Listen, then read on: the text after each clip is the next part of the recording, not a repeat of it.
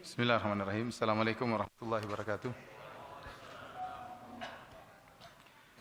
Innal hamdalillah nahmaduhu wa nasta'inuhu wa nastahdihi wa natubu ilayhi wa na'udzu billahi min shururi anfusina wa sayyiati a'malina. May yahdihillahu fala mudilla lahu wa may yudlil fala hadiyalah. Wa asyhadu an la ilaha illallah wahdahu la syarika lah wa asyhadu anna Muhammadan 'abduhu wa rasuluhu la nabiyya ba'dah.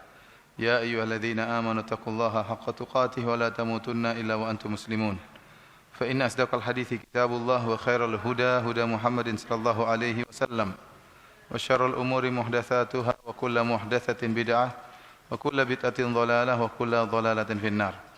Ikhwani fillah wa akhwati fiddin, azani Allah wa iyyakum. Insyaallah pada sore hari ini kita akan membahas tentang dua akhlak yang kontradiktif dan saling berlawanan, yaitu kesombongan dan tawadhu. Kesombongan akhlak yang sangat dibenci oleh Allah Subhanahu wa taala, dan tawadhu adalah akhlak yang sangat dicintai oleh Allah dan Rasul-Nya. Dan pembahasan mengenai masalah akhlak, apalagi akhlak-akhlak yang paling seperti ini, akhlak yang utama, masalah kesombongan maupun tawadhu, merupakan pembahasan yang sangat penting, ya. Yang sangat penting. Karena sebagaimana kita tahu, syariat memberi porsi besar tentang masalah akhlak. Syariat Islam memberi porsi yang besar perhatian terhadap akhlak. Karenanya dalam Al-Qur'an, dalam hadis-hadis Nabi sallallahu alaihi wasallam banyak dalil yang menunjukkan akan keutamaan akhlak yang mulia. Contohnya seperti sabda Nabi sallallahu alaihi wasallam, "Laisa syai'un athqalu fil mizan min husnil khuluq." Tidak ada suatu pun yang lebih berat di timbangan pada akhirat kelak yang lebih berat daripada akhlak yang mulia. Artinya apa? Akhlak mulia kalau diletakkan di atas timbangan kebaikan maka sangat berat. Sangat berat. Kemudian juga misalnya dalam hadis yang lain kata Nabi sallallahu alaihi wasallam, "Innar rajula la yudriku bi husni khuluqihi darajatas shaim al-qaim." Sungguhnya seorang dengan akhlaknya yang mulia bisa menggapai kedudukan seorang yang senantiasa salat malam dan senantiasa puasa sunnah. Artinya ada seorang yang dia jarang puasa sunnah atau tidak puasa sunnah dan tidak melaksanakan salat qiyamul lail, tetapi dia memiliki akhlak yang mulia. Maka orang ini dengan akhlak yang mulianya bisa mencapai derajat orang yang senantiasa salat malam dan senantiasa puasa sunnah. Kenapa? Akhlaknya yang mulia. Kemudian juga dalam hadis Nabi sallallahu alaihi wasallam mengatakan, "Aqrabukum minni majlisan yaumal qiyamah ahasinukum akhlaqa." Kata Nabi sallallahu alaihi wasallam, orang yang paling dekat denganku pada hari kiamat kelak adalah yang paling baik akhlaknya di antara kalian. Jadi akhlak barometer di kedudukan di surga adalah akhlak yang mulia. Kemudian kata Nabi sallallahu alaihi wasallam, "Al-muwatti'una aknafan alladzina ya'lafun wa yu'lafun." Yaitu orang-orang yang membentangkan pundak-pundak mereka, tangan-tangan mereka, yang mereka mudah untuk bergaul dan mudah untuk diajak bergaul.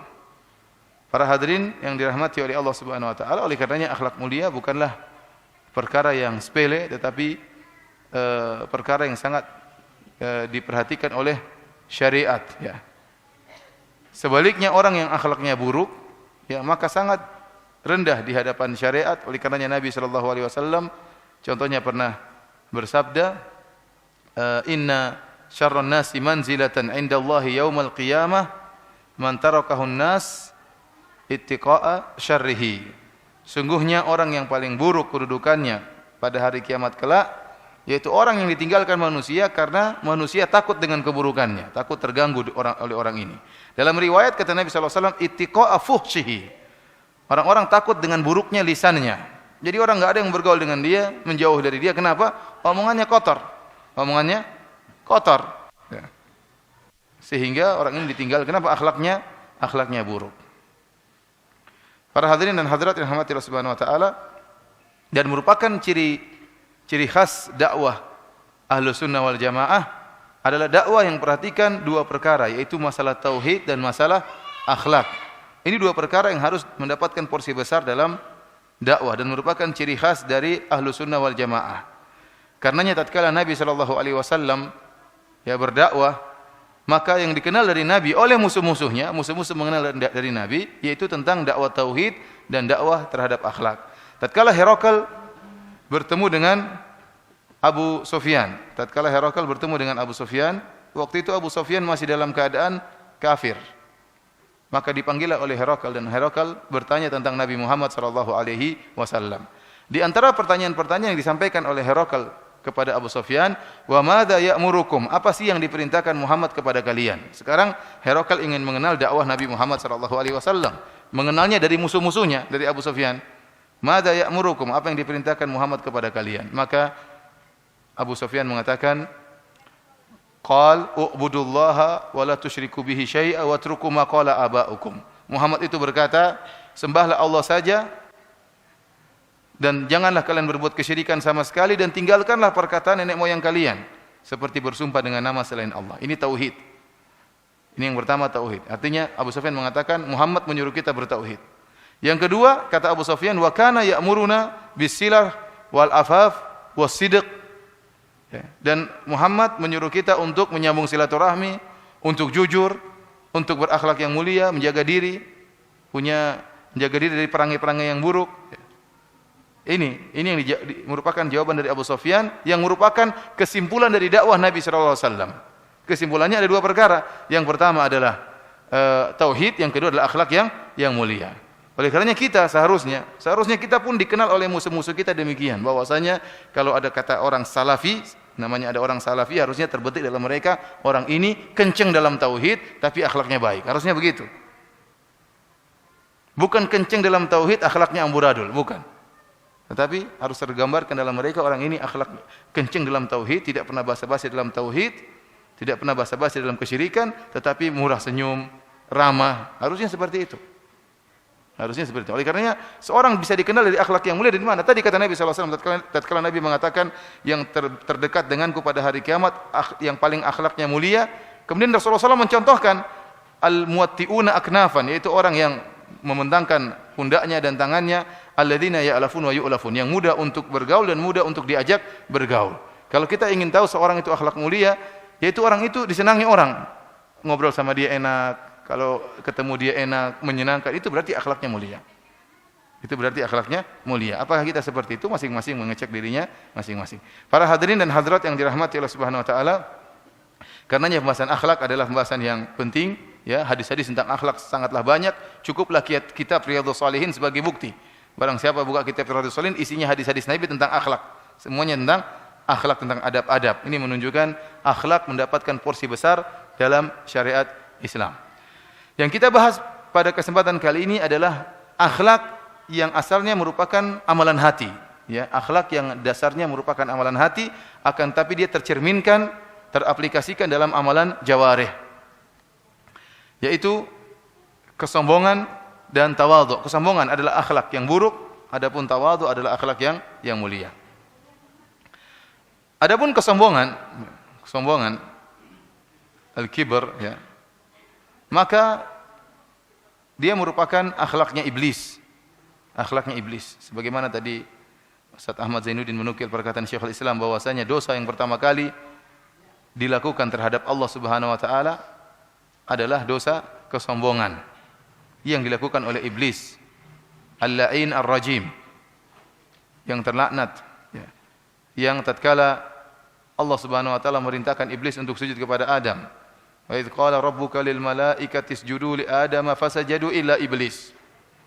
Tatkala Allah memerintahkan malaikat untuk sujud kepada Adam, maka mereka semuanya sujud kecuali iblis. Kenapa? Aba, dia enggan. Kenapa dia enggan? Wastakbar, karena sombong. Dia sombong, tidak mau sujud kepada Adam. Kenapa dia sombong? Dia sombong dengan unsur penciptaan dia. Dia merasa tinggi. Ana khairun minhu, khalaqtani min nar wa khalaqtahu min tin.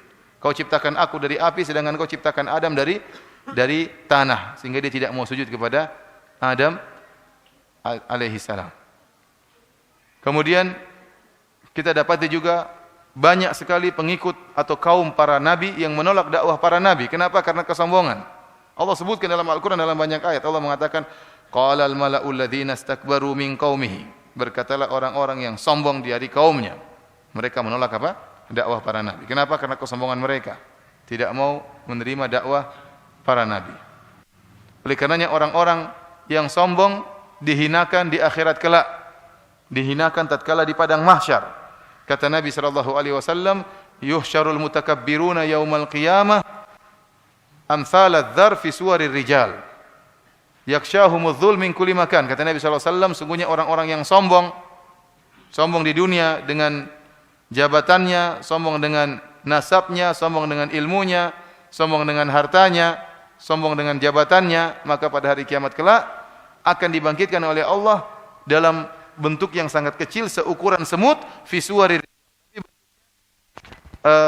tubuh kecilnya seperti semut tapi bentuknya bentuk manusia. Kata Nabi sallallahu alaihi wasallam, amsaladzz dzar fi suwarir rijal. Kecilnya seperti semut. Kenapa? Selama di dunia dia merasa besar, merasa tinggi. Dia merasa besar dan merasa tinggi. Al jaza' min jinsil amal. Balasan sesuai dengan amalan. Tatkala di dunia dia merasa tinggi, merasa besar, maka di akhirat dijadikan kecil. Kemudian kata Nabi sallallahu alaihi wasallam, yakshahumudz dzul min kulli makan. Dia akan diliputi dengan kehinaan dari segala sisi. Kenapa? Dia dibangkitkan dalam kondisi kecil, hampir diinjak sana, hampir diinjak sini, terhinakan. Kenapa? Tatkala di dunia dia merasa merendahkan orang. Orang depannya direndahkan, orang sebelah kanannya direndahkan, belakang kiri dia rendahkan. Maka tatkala di akhirat dia yang direndahkan dari segala sisi. Karenanya orang-orang seperti ini tidak ada tempat yang pantas bagi mereka kecuali neraka jahanam. Kata Allah Subhanahu wa taala, "Fala bi'sa maswal mutakabbirin." Sungguhnya neraka jahanam merupakan tempatnya orang-orang yang sombong. Ikhwani fillah wa akhwati fiddin azani Allah wa iyyakum. Kenapa kesombongan merupakan dosa yang sangat dibenci oleh Allah Subhanahu wa taala? Sampai-sampai dalam hadis kata Nabi sallallahu alaihi wasallam, la yadkhulul jannata man kana fi qalbihi mithqalu dzarratin min kibr. Kata Nabi sallallahu alaihi wasallam, tidak akan masuk surga seorang yang dalam hatinya ada kesombongan meskipun sebesar dzarrah. Sebesar dzarrah. Dzarrah itu apa? Dzarrah sebagian ahli tafsir menyebutkan dzarrah itu ada 3 penafsiran. Yang pertama, dzarrah adalah semut kecil. Semut itu kecil bentuknya atau tidak? Belum lagi anak semut. Lebih kecil lagi. Kalau kita naik pesawat semut kelihatan enggak? Udah kelihatan. Artinya semut itu kalau ada semut kecil naik di baju kita, 2 lah atau 3 orang semut lagi ngobrol-ngobrol di sini, kita enggak rasa. Saking ringannya, tidak kita merasa berat dengan 3 semut tersebut, tidak.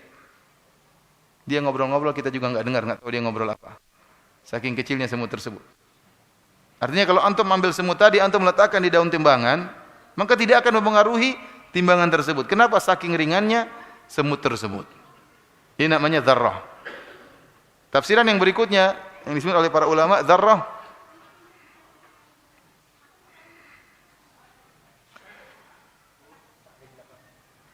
adalah tatkala seorang memukulkan tangannya di tanah, kemudian dia menepiskan tanah tersebut di tangannya, maka tersisa butiran-butiran di tangannya.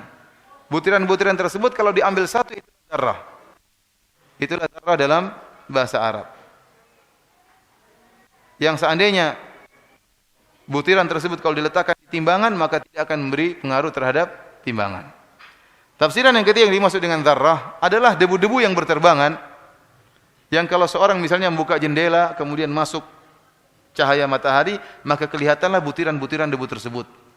Yang seandainya kalau tidak masuk matahari tidak kelihatan. Nah, kalau kita ambil satu butir dari butiran-butiran tersebut, itu namanya dzarrah. Kalau kita letakkan di timbangan tidak ada pengaruhnya sama sekali. Artinya apa? Nabi SAW mengatakan kalau ada dalam hati seorang kesombongan sedikit itu, seringan itu pun tidak akan masuk surga. Ini menunjukkan kesombongan merupakan dosa besar karena diancam dengan tidak masuk surga, jadi diancam dengan neraka jahanam, dihinakan tatkala di padang mahsyar. Maka sepakat bahwasanya kesombongan merupakan dosa besar dan tempatnya di hati. Makanya Nabi mengatakan, "Man kana fi qalbihi", barang siapa yang dalam hatinya ada kesombongan sebesar dzarrah. Sombong ini tempatnya asalnya di hati. Dan dia merupakan perangai atau akhlak yang sangat dibenci oleh Allah Subhanahu wa taala. Kenapa bisa demikian? Kenapa sangat dibenci oleh Allah? Karena yang berhak untuk sombong adalah Allah Subhanahu wa taala. Hanya Allah yang berhak untuk sombong. Karena dialah yang menciptakan alam semesta ini. Dialah yang menyediakan segala sesuatu.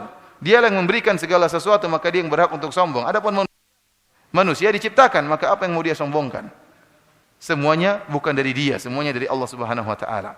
Maka dalam hadis qudsi Allah Subhanahu wa taala berfirman, "Al-kibriya'u ridai wal 'azamatu izari, faman naza'ani wahidan minhuma qadhaftuhu finnar." Kata Allah Subhanahu wa taala bahwasanya kesombongan merupakan selendangku dan keagungan merupakan sarungku. Barang siapa yang mencoba mengusikku pada salah satu di antara dua perkara ini, aku akan lempar dia di neraka. Allah tidak ingin ada yang berani mengusik tentang kesombongan. Yang berhak untuk sombong hanyalah Allah Subhanahu wa taala, Al-Mutakabbir. Dialah zat yang memiliki kesombongan dan keangkuhan dan keagungan karena dia pencipta alam semesta ini. Yang jika ingin melakukan sesuatu hanya mengatakan kun fayakun. Jika ada seorang mengusik Allah dalam sisi kesombongan, kata Allah, qadzaftuhu finnar, saya akan lemparkan dalam neraka jahanam. Inilah sebabnya kenapa kesombongan merupakan perangai yang sangat dicela dalam syariat Islam. Lawan dari kesombongan adalah tawadhu. Tawadhu adalah merendah, ya, karena Allah Subhanahu wa taala. Dalam bahasa Arab tawadhu dikatakan tawadhu'atil ardu idzan khafadat. Dikatakan itu tawadhu dalam bahasa Arab, dia landai dan rendah. Ya, rendah dibandingkan dengan tanah-tanah yang lainnya. Ada tanah yang rendah dan landai, maka dikatakan tanah itu tanah yang tawadhu. Jadi maknanya makna merendah. Itu asal kata dari tawadhu. Dan kalimat tawadhu tidak terdapat dalam Al-Quran. Kalimat tawadhu hanya terdapat dalam hadis-hadis Nabi sallallahu alaihi wasallam. Contohnya seperti sabda Nabi sallallahu alaihi wasallam tentang tawadhu. Kata Nabi sallallahu alaihi wasallam, "Inna Allaha auha ilayya an tawadhu hatta la yafkhara ahadun ala ahad wa la yabghi ahadun ala ahad." Kata Nabi sallallahu alaihi wasallam, sungguhnya Allah telah memberi wahyu kepadaku, memerintahkan kalian antawadhu, agar kalian tawadhu. Jadi Allah menyuruh Nabi memerintahkan kaum muslimin untuk tawadhu. Buat apa? Hatta la yafkharu ahadun ala ahad. Jangan sampai salah seorang dari kalian sombong di atas yang lainnya atau menzalimi yang lainnya. Karena kesombongan itu mengantarkan kepada keangkuhan dan mengantarkan kepada kezaliman. Maka disuruh untuk tawadhu. Makanya Rasulullah SAW mengatakan, at-taqwa hahuna, at-taqwa hahuna, at-taqwa hahuna. Ketakwaan tempatnya di sini, ketakwaannya tempatnya di sini, ketakwaan tempatnya di hati, kata Nabi SAW. Sampai 3 kali, yushiru ila sadrihi thalatha marrat. Rasulullah SAW berisyarat kepada dadanya sebanyak 3 kali. Takwa tempatnya di hati. Tawadhu tempatnya di mana? Di hati. Sebagaimana kesombongan tempatnya di hati. Bihasbi imra'in minasyarr an yahkira akhahul muslim. Kemudian kata Nabi SAW, cukup dikatakan seorang melakukan kejahatan, keburukan, tatkala merendahkan saudaranya sama muslim. Tatkala seorang merendahkan saudaranya sama muslim, maka ada kesombongan dalam dirinya. Dan ini merupakan keburukan, kata Nabi SAW. Cukup dikatakan dia telah berbuat jahat kepada saudaranya, tatkala dia merendahkan saudaranya sama muslim. Berarti enggak ada tawadhu di hatinya. Dan saya katakan tawadhu dan kesombongan merupakan dua perangai yang kontradiktif. Enggak mungkin tergabung bersamaan pada seorang, enggak mungkin. Kalau ada kesombongan, tawadhu enggak mau menempati. Tapi kalau orang tawadhu enggak mau dia menerima kesombongan. Jika seorang sedang sombong, maka dia sedang hilang tawadhunya. Jika seorang sedang tawadhu, maka sedang hilang kesombongannya. Ini hadis pertama yang menyebutkan tentang tawadhu. Saya katakan tadi, lafal tawadhu tidak terdapat dalam Al-Quran, tapi dalam hadis-hadis. Hadis yang kedua menyebutkan tentang tawadhu. Itu sabda Nabi SAW. Di antaranya kata Nabi SAW, "Man tarakal libas tawadhu'an lillah wa huwa qadirun alaihi. Da'ahu Allahu yaumal qiyamati ala ru'usil khalaiq hatta yukhayyirahu fi ayyi hulalil imani sya'a yalbasuha." Kata Nabi SAW, barang siapa yang meninggalkan suatu pakaian karena tawadhu kepada Allah, pakaian ini pakaian yang mewah, dia takut dia sombong kalau pakai pakaian ini. Padahal dia mampu untuk membeli pakaian tersebut. Dia mampu untuk memakai pakaian tersebut. Namun dia tanggalkan pakaian tersebut karena tawadhu di hadapan Allah Subhanahu wa taala, maka Allah akan panggil dia pada hari kiamat kelak di hadapan seluruh khalayak sampai Allah menyuruh dia memilih pakaian keimanan mana yang hendak dia pakai. Ini di antara lafal tawadhu. Di antaranya juga dalam satu hadis Rasulullah SAW menyebutkan 3 perkara yang bertentangan dengan pandangan manusia, bertentangan dengan zahir yang dilihat oleh manusia. 3 perkara tersebut kata Nabi SAW, mana qasad sadaqatun min mal, bahwasanya sedekah tidak akan mengurangi harta. Ya, namanya secara pandangan manusia, secara zahir, kalau ada orang punya uang 1 juta, dia infakkan 500.000, maka uangnya berkurang jadi 500.000. Namun kata Nabi tidak berkurang, akan ditambah oleh Allah Subhanahu wa taala. Bagaimana caranya? Itu urusan Allah Subhanahu wa taala. Allah mengatakan, ya ibna Adam, unfik alaik, wahai anak Adam, berinfaklah maka Allah akan kasih infak kepadamu. Bagaimana caranya? Urusan Allah Subhanahu wa taala. Dan kenyataannya demikian, orang yang rajin bersedekah, rajin berinfak, diberi rezekinya oleh Allah bertambah-tambah. Ini menyelisih zahir yang dilihat oleh orang kalau namanya bersedekah kurang. Namun kata Nabi tidak berkurang, malah bertambah. Yang kedua kata Nabi SAW, wa ma zada 'abdan bi afwin illa izzan. Tidaklah seorang memaafkan orang lain kecuali Allah akan tambah ketinggiannya. Namanya orang, kalau dia diganggu kemudian dia tidak balas, orang akan mengatakan orang ini rendah, orang ini lemah. Dia tidak mampu membalas di mata orang-orang. Tapi di sisi Allah tidak. Kalau dia maafkan karena Allah Subhanahu wa taala, meskipun dia tidak membalas, suatu saat dia akan ditinggikan oleh Allah Subhanahu wa taala. Kenapa dia maafkan? Karena Allah Subhanahu wa taala. Yang ketiga kata Nabi sallallahu alaihi wasallam, wa ma tawadha'a ahadun lillahi illa rafa'ahu Allah. Tidaklah seorang tawadhu karena Allah kecuali Allah akan tinggikan dia. Dengan syarat tawadhu karena Allah, merendah karena Allah, bukan pencitraan ya. Bukan. Dia merendah, mendekati orang-orang miskin, mau duduk dengan orang miskin, ya. Karena Allah Subhanahu wa taala, maka suatu saat Allah akan tinggikan orang ini dengan syarat dia tawadhu karena Allah. Bukan karena dikatakan orang ini tawadhu, bukan. Karena ada istilah apa? Merendahkan diri meninggikan mutu ya. Jadi dia merendah supaya apa? Supaya orang bilang dia apa? Tawadhu, orang ini Masya Allah rendah hati, tawadhu. Padahal riya, niatnya apa? Riya, ingin dipuji oleh manusia bukan karena Allah Subhanahu wa taala. Orang seperti ini dia yang tawadhu karena riya, suatu saat akan dijatuhkan oleh Allah Subhanahu wa taala. Berbeda dengan orang yang tawadhu benar-benar karena Allah, maka dia akan diangkat oleh Allah Subhanahu wa taala. Ini adalah lafal tawadhu dalam hadis-hadis Nabi yang maknanya kembali kepada merendahkan diri atau merendahkan hati karena Allah Subhanahu wa taala. Ikhwani fillah, akhwati fiddin, azanillahu wa iyyakum. Adapun lafal tawadhu dalam Al-Qur'an maka tidak ada.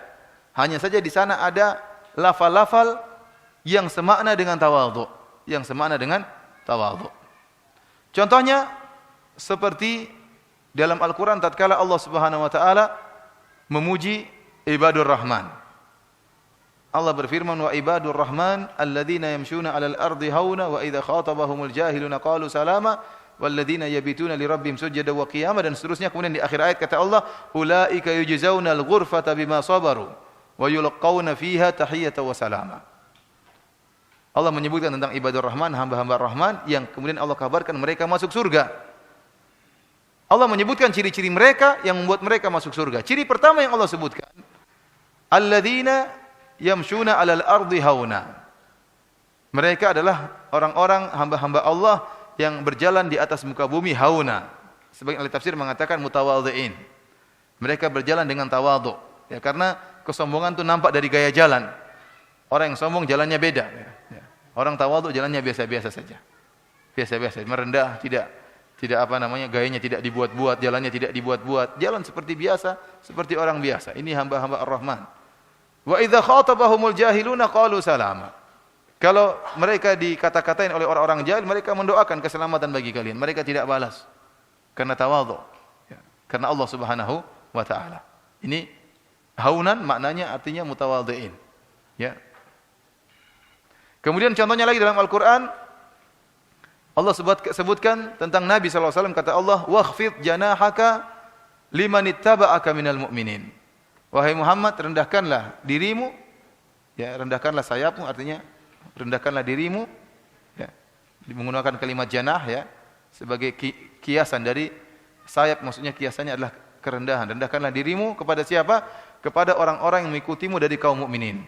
Ini perintah Allah kepada Nabi sallallahu alaihi wasallam dan benar-benar Nabi sallallahu alaihi wasallam menerapkan tawadhu Nabi di hadapan para sahabat. Luar biasa tawadhunya Nabi sallallahu alaihi wasallam. Sebagai contoh, Rasulullah SAW di antara tawadhunya beliau bermusyawarah dengan para sahabat. Dalam Al-Quran Allah Subhanahu Wa Taala berfirman, "Walau kunta faddan, fabima rahmatin minallahi linta lahum."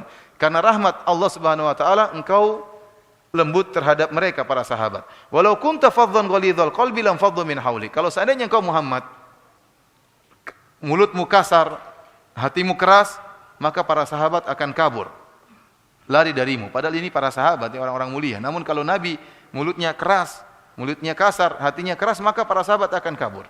Kemudian kata Allah, "Fa'fu anhum wastaghfir lahum wasyawirhum fil amr." Kata Allah, maafkanlah mereka. Wastaghfir lahum. Kalau mereka salah, ampunilah mereka. Bukan cuma itu, mohonkan ampunan bagi mereka. Ini tingkat tawadhu yang luar biasa. Ya ikhwan, kebanyakan kita ya. Kalau kita diganggu sama orang, pernahkah kita sujud kemudian ya Allah ampunilah dia ya Allah.